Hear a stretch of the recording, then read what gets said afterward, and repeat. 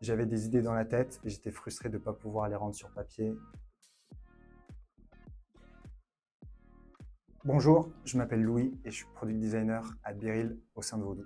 L'objectif principal pour les designers au sein de Biril, c'est d'essayer d'encourager l'authenticité dans l'application. Donc sur Biril, tu reçois une notif une fois dans la journée, tu sais pas quand. Et donc le but pour nous, c'est essayer d'encourager cet échange entre amis à travers des photos qui sont prises au hasard dans la journée. Alors concrètement, être product designer à Biril, c'est déjà être associé à une squad. Donc il y a plusieurs squads au sein de Biril et moi je suis associé à la squad liée au partage du Biril, donc au partage de la photo, et aussi à la squad liée au chat, donc à la messagerie au sein de Biril. Une des premières différences avec YOLO, c'est que YOLO, on essayait de faire des produits allant de 0 à 1. On essayait d'avoir un market fit au sein de Biril. Ce qui est différent, c'est que l'app, elle est déjà connue au sein du marché. C'est une app qui a connu un énorme essor, qui a été ralentie récemment, mais qui essaye aujourd'hui de renouveler ses fonctionnalités et de challenger chaque flow, chaque écran dans l'app. Une des similitudes, c'est la manière de réfléchir. J'ai bossé sur YOLO, c'était une app sociale. Biril, c'était une app sociale. Et les réflexions sont un peu les mêmes. C'est comprendre comment les gens veulent communiquer entre eux, comprendre les mécaniques de groupe au sein de la Gen Z. Et voilà.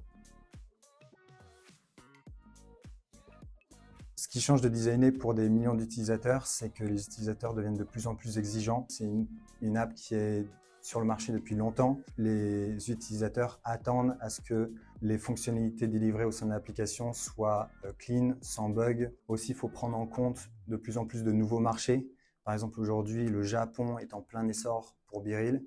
Et donc, comprendre aussi les différences culturelles entre l'Asie, le Japon et l'Europe et les États-Unis. Une feature designée pour les Japonais peut être perçue différemment pour les Américains et pour les Européens. Les utilisateurs peuvent venir d'un background culturel différent et avec des mécaniques de groupe avec ses amis différents. Ce qui me passionne le plus dans mon scope au sein de Biril en tant que product designer, c'est constamment se poser la question pourquoi.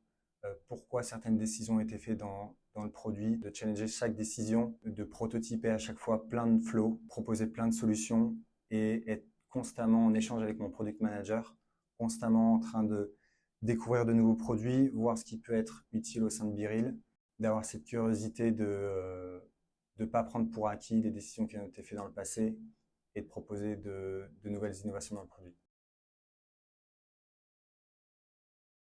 Avant d'être product designer, j'avais pour rôle d'être product manager, mais je faisais aussi du marketing, de la growth. Et en fait, au fur et à mesure de penser à des problématiques liées au produit, j'avais des idées qui me venaient en tête, des idées d'interface, des idées de flow. J'avais envie de les voir sur papier directement. Et donc, au fur et à mesure, j'ai appris à designer, donc, que ce soit sur Figma.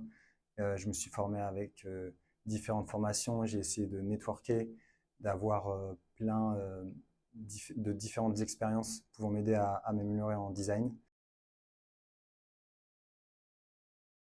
La plus grande leçon que j'applique au quotidien, que j'ai apprise au bootcamp, c'est entraîner ce muscle de la curiosité. Donc tester des nouveaux produits, voir ce qui marche ailleurs et essayer de l'appliquer sans copier, mais essayer de l'adapter avec le design de Biril et de constamment chercher à itérer, ne pas être attaché à une interface qu'on a faite, constamment chercher une autre solution et constamment se remettre en question. Je dirais que c'est ça.